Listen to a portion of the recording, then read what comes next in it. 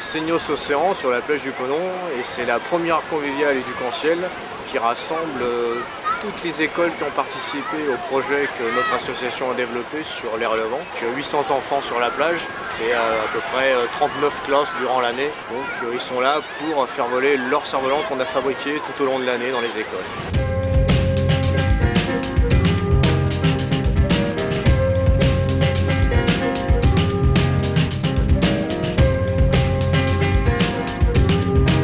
L'histoire du cerf-volant, elle remonte à très longtemps. C'est les Chinois qui l'ont inventé en moins 500 avant Jésus-Christ.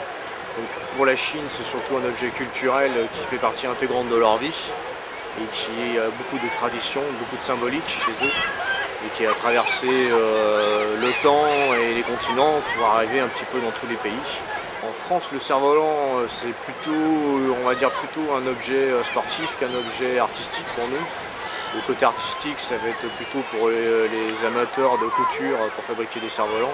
Alors que nous, on va plus rester dans le monde sportif, à faire du cerf-volant, à ce qu'on appelle acrobatique à 2 lignes, ou du cerf-volant de traction, du kitesurf. Nous, on est plus sur ce type-là de cerf-volant en France. Ceux que moi je fais réaliser dans les écoles, c'est des cerfs-volants qui sont assez simples, que les enfants peuvent arriver à construire. Donc il faut que ça reste quand même sur une base simple. Donc c'est surtout, on travaille surtout avec de la géométrie, des formes qu'ils connaissent.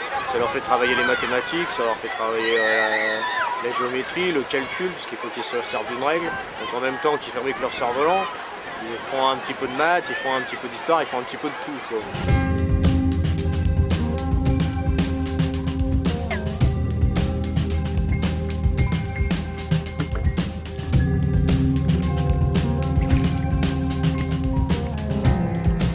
On a mis en place des initiations au pilotage sur aile de traction pour les enfants, pour qu'ils puissent découvrir vraiment ce que c'est que le cerf-volant. Donc là, j'ai formé les élèves du CREPS de Souston, qui est un centre de formation qui forme les futurs éducateurs sportifs. Donc c'est eux qui ont eu en charge la formation à l'initiation au pilotage des enfants qui sont venus aujourd'hui. Donc j'avais tous ces élèves-là. J'ai l'aide de la fédération aussi de vol libre qui est venue sur la journée pour m'épauler sur cette manifestation. Et puis pour voir cette organisation, puisque c'est la première manifestation de ce type-là qui est organisée pour les écoles. Il y a une fédération, la FFVL, donc la Fédération Française de Vol Libre, dont dépend le cerf-volant, regroupe aussi tout ce qui vole librement. Donc il y a le parapente, il y a le deltaplane, il y a le kitesurf maintenant, et le cerf-volant qui est la plus petite entité, parce qu'on n'est que 300 licenciés en France au niveau cerf-volant. Mais après, on va dire que c'est quelque chose qui va être amené à se développer, parce que comme on voit aujourd'hui, le projet cerf-volant, beaucoup d'enfants peuvent participer. C'est une activité qui est facile à mettre en place avec des enfants et que les enfants peuvent pratiquer.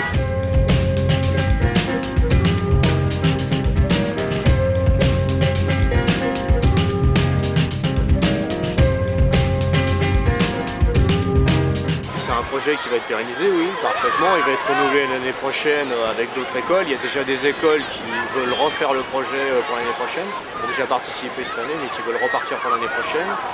Après, j'espère qu'il y aura beaucoup d'autres écoles qui voudront participer à ce projet. Je pense que ça a plu beaucoup aux enfants. La journée, les enfants étaient ravis, les professeurs aussi. Donc c'est quelque chose qui va être amené à être pérennisé, oui, je pense sur plusieurs années au mois de juin, quoi.